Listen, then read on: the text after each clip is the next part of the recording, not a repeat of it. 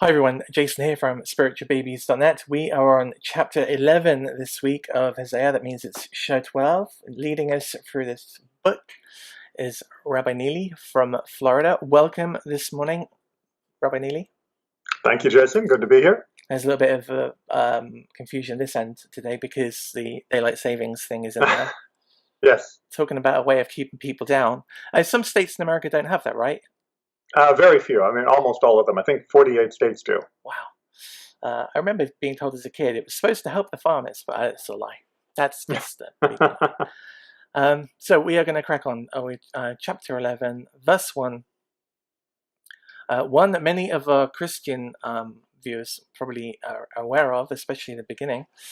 For when Israel was young, I loved him.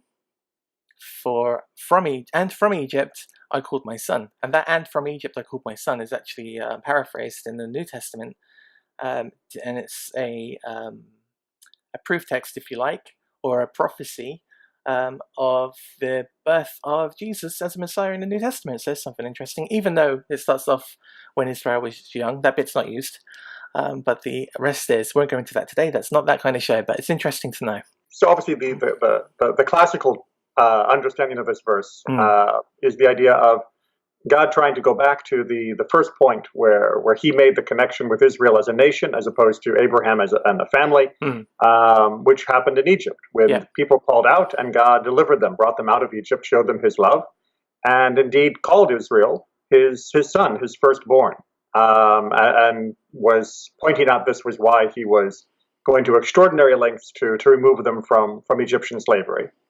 There's the verse in, I think it's Exodus 4:22 on the top of my head, where it says, "And Israel is my first begotten son." It's an explicit tag there that you can go back to, where it says nice and concisely the relationship between Israel and the Creator. It's an awesome line. I think it's when Moses is talking to Pharaoh. Exactly right. Exactly. The more they called to them, the more they went away from them. To the Baalim, they would slaughter sacrifices, and to the graven images, they would burn incense. Yeah, we're playing the pronoun game in this verse. A lot of verses sometimes, and one of the classic interpretations of this is that the more that they called to them is building off the idea in verse 1 from the commentary that it was the prophets who were calling to Israel to repent. That the more they called to Israel to repent, the them therefore being Israel, the more they went after their own way, they went after their idols and their other gods. So it's like not necessarily counterproductive, but it almost feels that way. Like, as much as God kept trying to bring them back and send prophet after prophet, it only seemed to make them run after their idols more. Now, of course, that doesn't mean God was wrong for trying to call them back. It's really talking more about the correlation rather than causation. That the reason why God had to continue to send more prophets was because the people kept turning more and more and more away from God.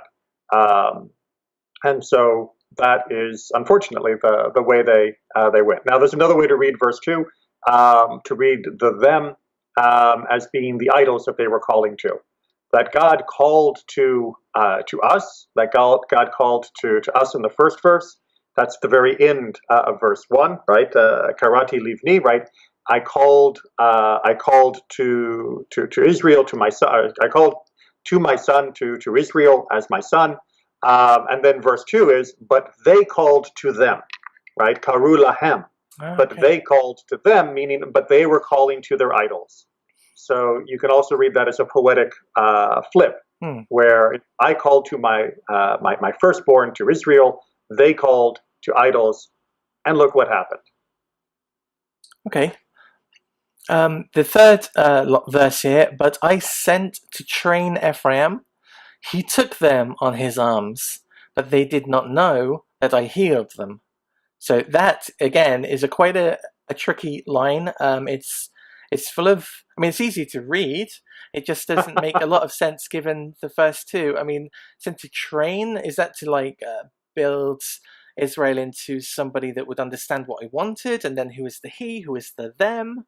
His arms? Whose arms? Right. So, the usual way of reading it again is that God is trying to say here, despite everything we just read in verse 2, that nevertheless God has tried to take care of, to hold, taking in arms being a metaphor for how you would care for a child.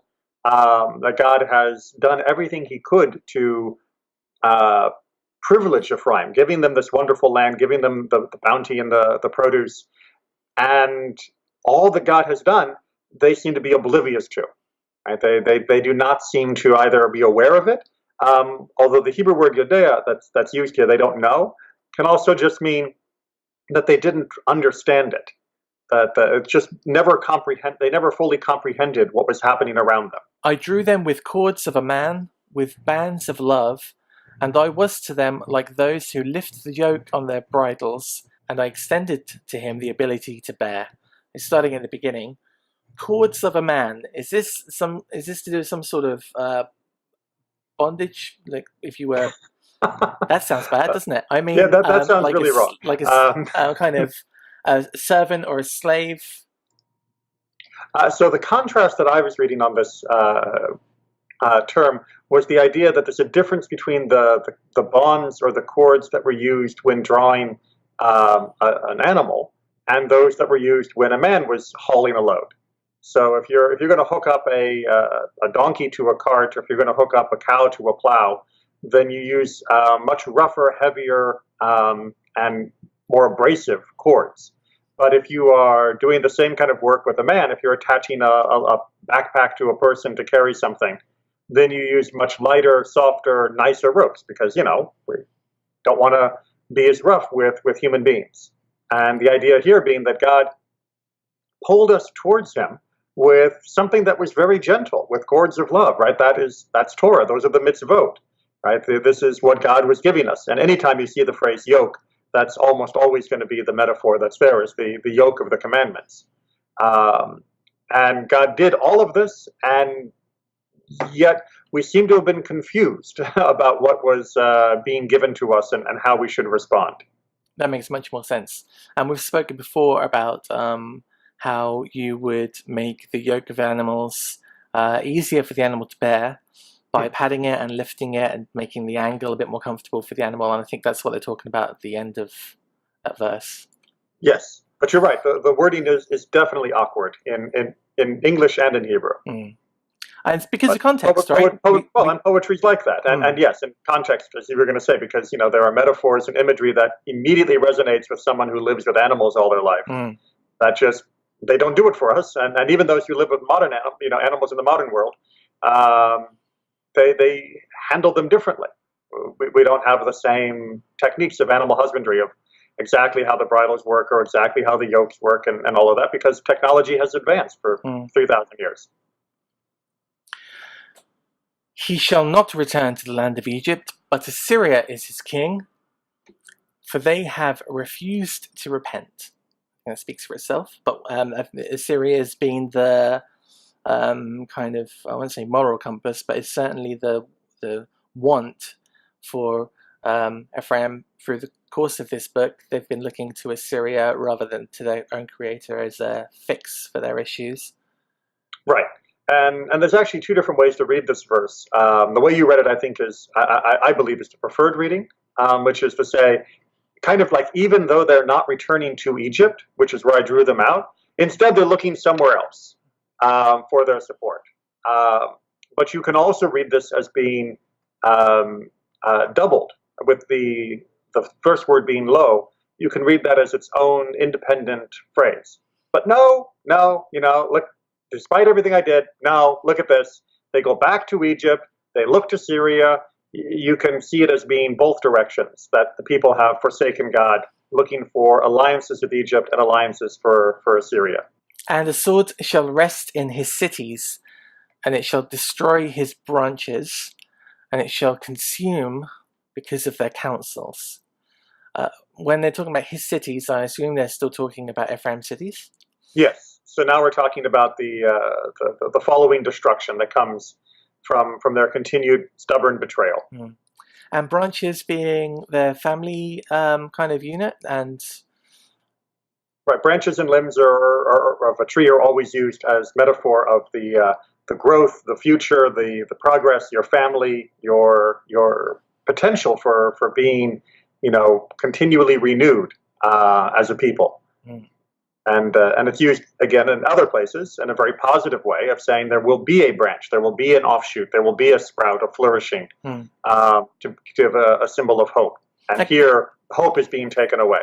The branch idea it's there's a strong messianic element to that too, right? There's a sprout shall come forth from the root of Jesse. Exactly right.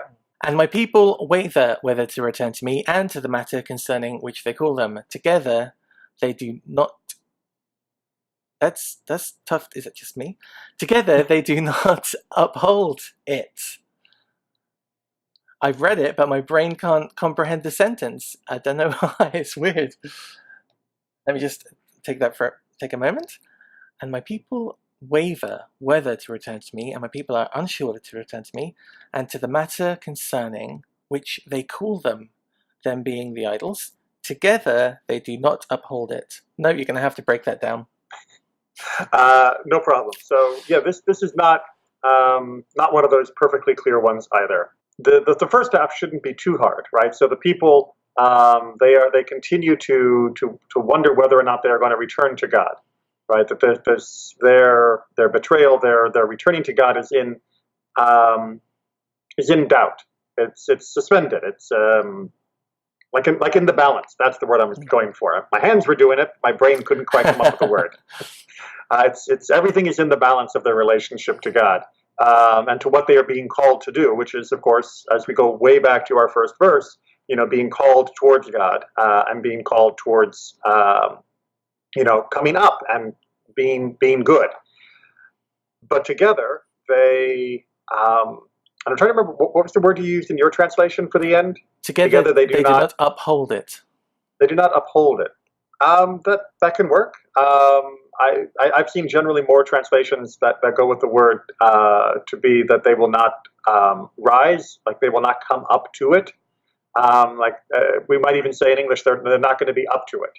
Okay. Right. That they're not going to, as a group, be able to do this. 8.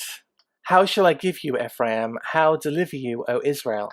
How shall I make you as Admah, make you as Zeboim? My heart is turned within me. Together, my remorse has been kindled. There's that classic kind of repeat where they give the same message in two different ways at the beginning with Ephraim and Israel. Can you remind us of Admah and Zeboim? Those are two other cities that were considered to have been destroyed during the Sodom and Gomorrah destruction. They were other cities of the valley. Yeah, I think there were 5 in that of them, area. I think. Exactly. Yeah. There's an interesting Discovery Channel program I saw where they think they found 2 of them. They had these 6, these gates in them that had 6 little niches on, 3 on each side, that were typical of outposts of that period. And yes, they had all this silica and ash and burn from fires, and they kind of carboned it to the period, and it was an interesting show. Right, but the idea here is that God is not going to do that to Ephraim. As much as he may be displeased, he's not going to give us up the same way that Admah and Zeboim were destroyed.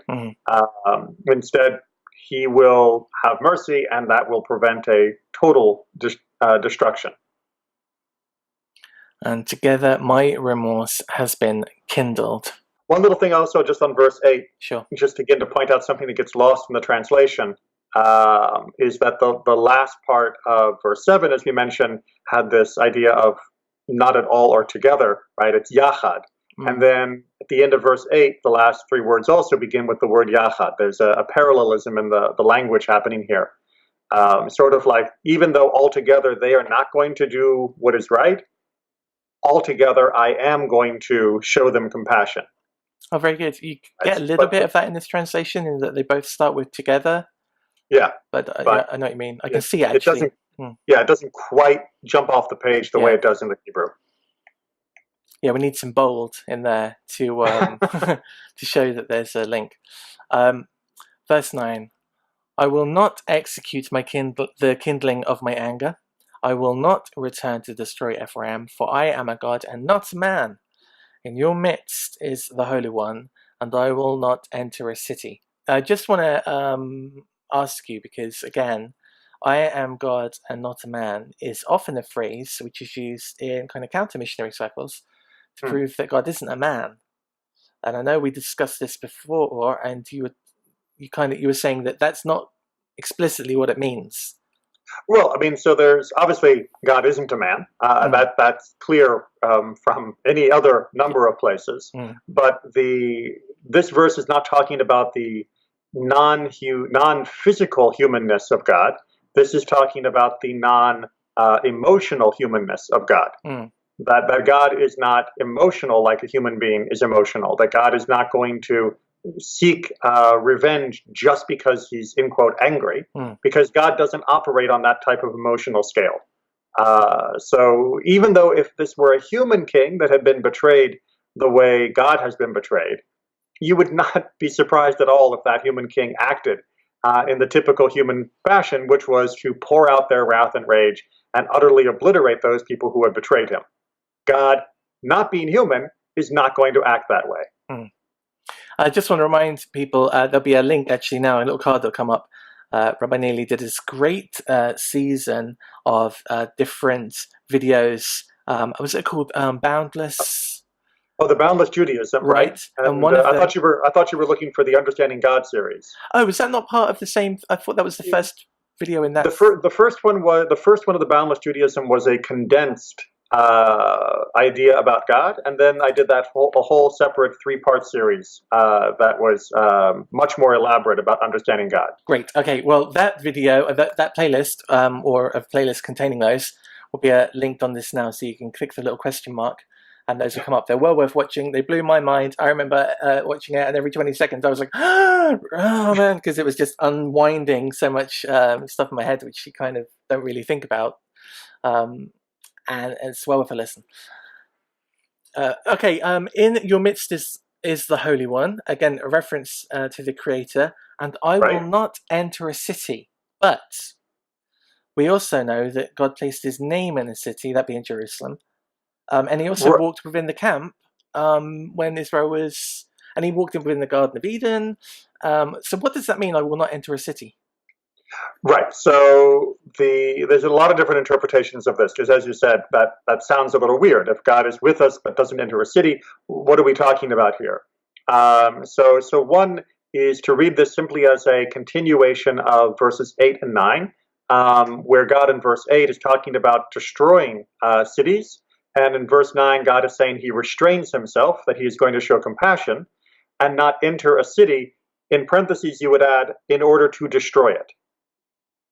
Right, so that's one interpretation, is that he will not enter the city in anger. He will not enter the city as a source of rage, and therefore the city will not be destroyed.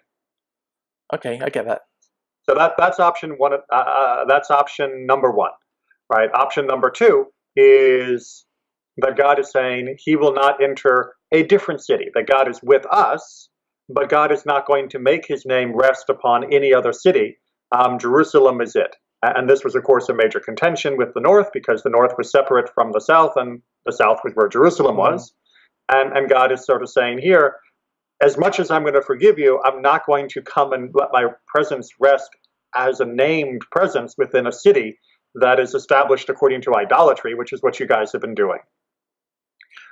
Another way of reading this verse, I told you there's a number of different ways, is to say that God is not going to enter the city, that is to say Jerusalem, while the betrayal is continuing. That God will be with us, yes, but the full presence of God that we hope for, that was residing in Jerusalem, residing in air quotes, is not going to be there while both Ephraim but also Judah are continuing to transgress. So there's lots of different ways to read this in a city at the end of verse 9. They shall follow the Lord. He shall roar like a lion, for he shall roar, and the children shall hasten from the west. A couple of episodes ago, we had that he's not a lion's whelp. And lion obviously is in that time and in that region, lion was the most powerful animal there was. Certainly most ferocious in terms of violence and fear. And obviously it's a sign of Zion and a sign of Israel and a sign of Jerusalem, and lion comes up all the time. And I kind of get that terminology. However, and the children should hasten from the west. Now I'm curious as to whether this is something that has happened. I know what the answer is going to be already. Or will happen. Or yes. This is almost certainly a will happen text, Okay. right? Because we're coming from the west rather than the east, right? And you have to realize that the word that's being translated here as west is the word yam, which means sea. But of course, if you're in Israel, you go to the west, you hit the Mediterranean. So it was synonymous with the west in Israel. The idea is that they will be returned from a distant diaspora, that they will come back. Go ahead. It's kind of interesting, isn't it? That, I mean, up to now, it's felt very in the period. And now we've got this kind of line at the end, which it seems to be involving people much further away than maybe the... 10 and 11, these last two verses are a 90-degree shift in the tone of this chapter, where all of a sudden we have this message of hope and consolation and comfort and future redemption, and it comes kind of out of nowhere. But that's where we remind ourselves that God isn't a person. Right? God is able to simultaneously say, what you are doing is wrong, and at the end, you will come back. And that's perfectly fine from God's perspective, even though that may seem confusing to us. Because God doesn't see each page individually, right? He sees the whole book at once. Right. From God's point of view, our return and redemption has already happened. Yes. I'm doing my head in again. Yeah, that's where we have to recognize the limits of human brains.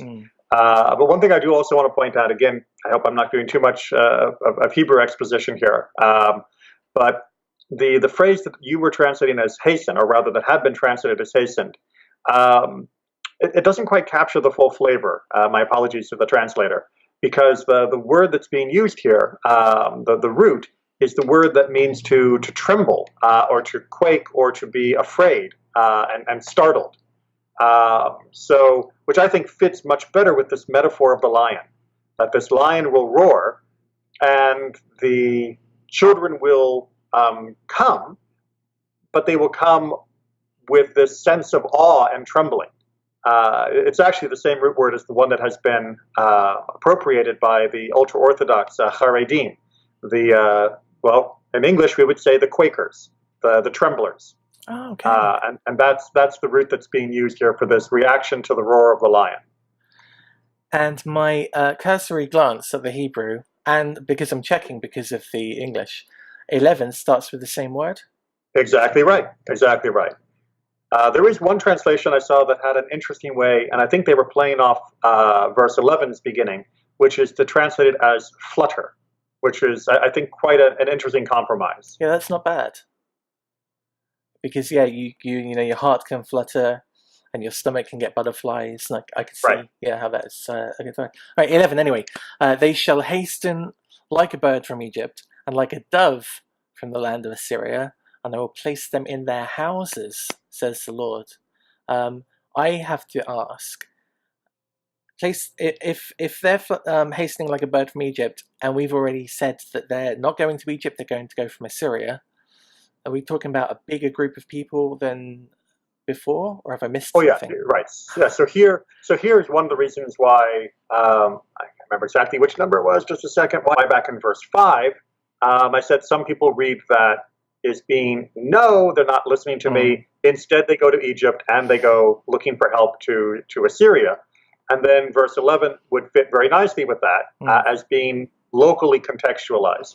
On the other hand, you can still read verse 11 as it feels like part of verse 10, which is a much more distant future prophecy, where we may just be talking in general, the idea that we'll be returning from the things that had been distractions from God, the things that we had sought to support ourselves, and Syria and Egypt are just examples. But the idea of being settled in the homes, this is again an animal metaphor that if anybody's ever raised birds or doves, you have those little pigeonholes, literally, dovecots, exactly, that you put them in. And so each and every one will find their place. They will return, and they will have a place of safety and their home back in the land of Israel. All right, I think that's it for this episode. That was really good. We kind of flew through it, but there was lots in there. You guys at home, thank you for watching. Thank you for subscribing to the channel. If you haven't, please click the button.